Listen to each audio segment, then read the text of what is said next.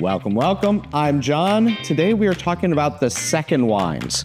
These are the wines that come from great estates, but don't bear the same name because they also don't have the same wine. And so I'm going to talk today about the origins of that. We're going to talk a little bit about, there's a very famous Super Tuscan from Italy called Ornellaia. And then hopefully this will be useful to everybody who's just kind of starting out in the world of wine. So to back up, where did this come from?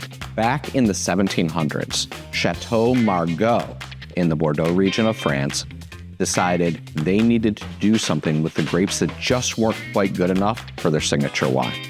And what they did is they created a second wine.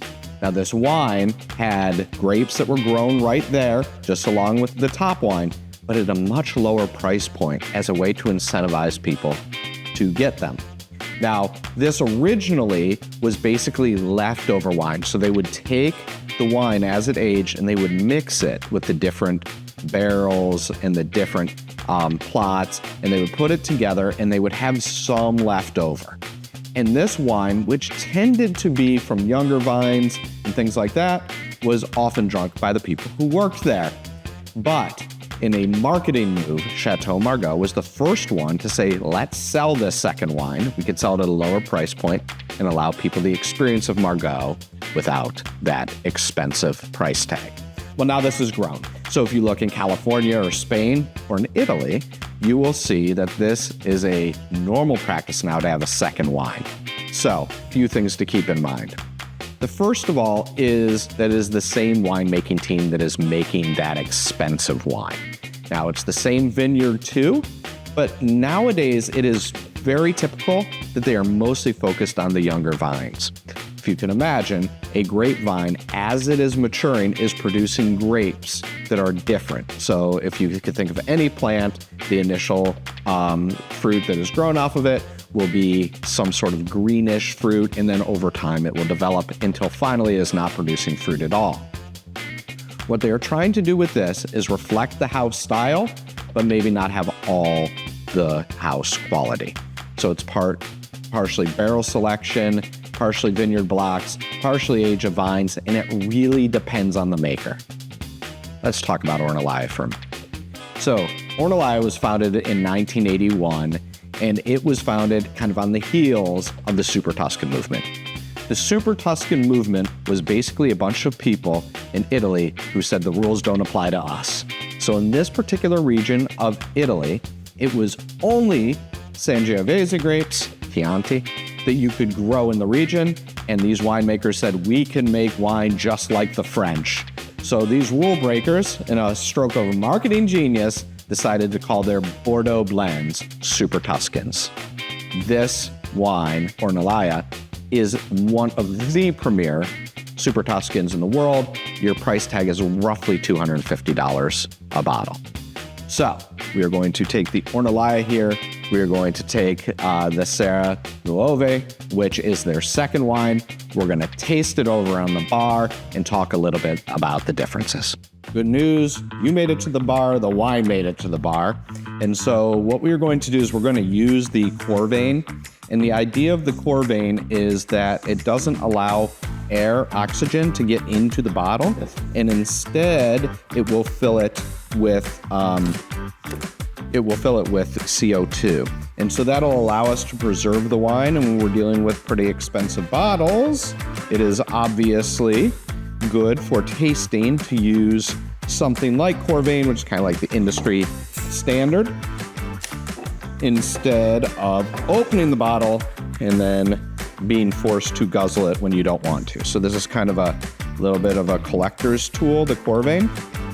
Okay, and so what you will see here is that we have the two wines. We have the Ornellaia on this side, and then we have the La Serre Nuove in this side. And here is kind of your backstory on Serre Nuove.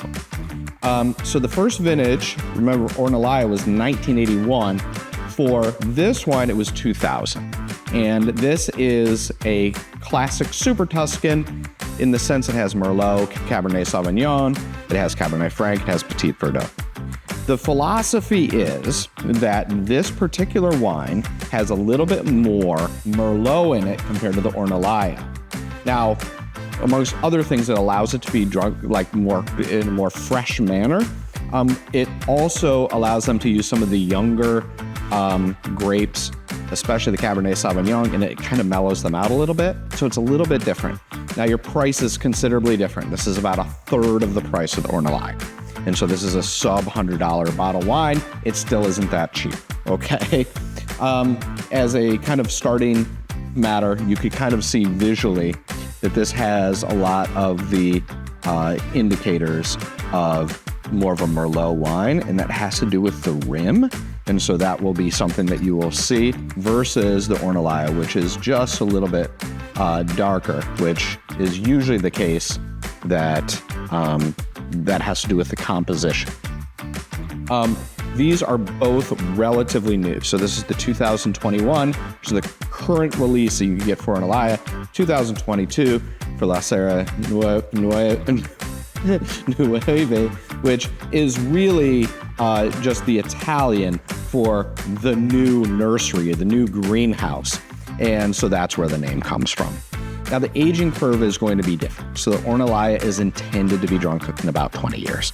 This wine is intended to be drunk kind of now, between 5 and 10 years from release. And so when you buy a second wine, it is nice to let it age, but it is not necessary in the same way. You will get all of the explosive fruit and all of the energy of the wine right away. The aging potential is going to be generally little less.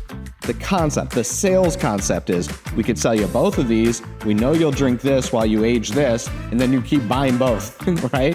And so that is one way in which they are utilizing their second wines.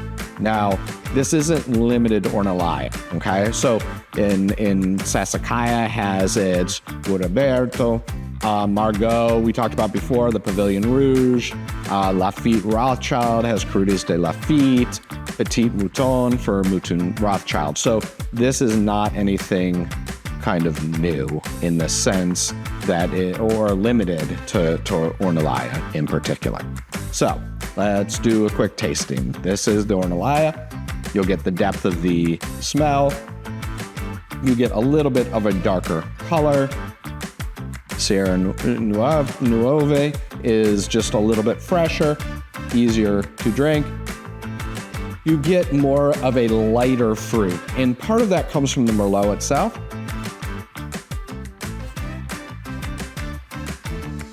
But just, it hits right away. My advice is you could drink this right away. You could also wait on it.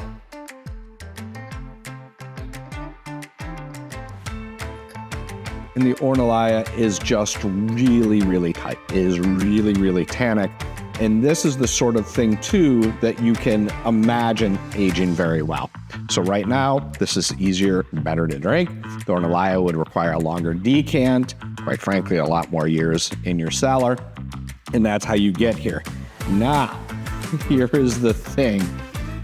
It is really cool if you have to give a gift or if you want to share a wine with somebody to be able to say that we are drinking an Ornellaia. Now, it is not the flagship. This is a lot like an entry-level BMW or a Mercedes. So it still has the brand cachet. It is amazing. And it's one of those things that you could actually just pick up at the store, at your local wine store, and that you could go ahead and serve without the ceremony of waiting for decades for this one. So cheers today to the 2022 Serre Nuove, and I hope that you enjoy your second wine as much as I'm going to enjoy this right now.